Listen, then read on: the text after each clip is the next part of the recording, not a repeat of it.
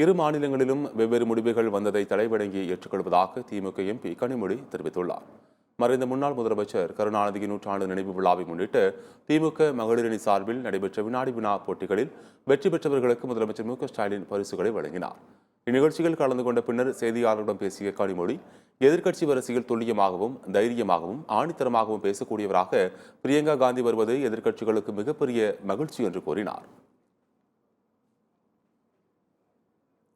இது ஜனநாயகத்தில் மக்களுடைய தீர்ப்பு, மக்கள் எதை முடிவு செய்கிறார்களோ அதை நாம் தலைவணங்கி ஏற்றுக்கொள்ள வேண்டும்.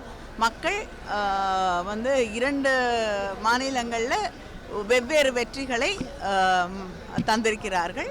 அதை தலைவணங்கி ஏற்றுக்கொள்ளும். எதிர்க்கட்சி வரிசையில் ஒரு மிக துல்லியமாகவும் தைரியமாகவும் தெளிவாகவும் ஆணித்தரமாகவும் பேசக்கூடிய ஒரு பார்லிமெண்டேரியனாக பிரியங்கா காந்தி அவர்கள் எதிர்க்கட்சி வரிசையில் இணைவதை குறித்து மிகுந்த மகிழ்ச்சி. அவர்களை நிச்சயமாக மன மகிழ்ச்சியோடு வரவேற்கிறேன். அவருக்கு என்னுடைய வாழ்த்துக்களை, பாராட்டுக்களை தெரிவித்துக் கொள்கிறேன்.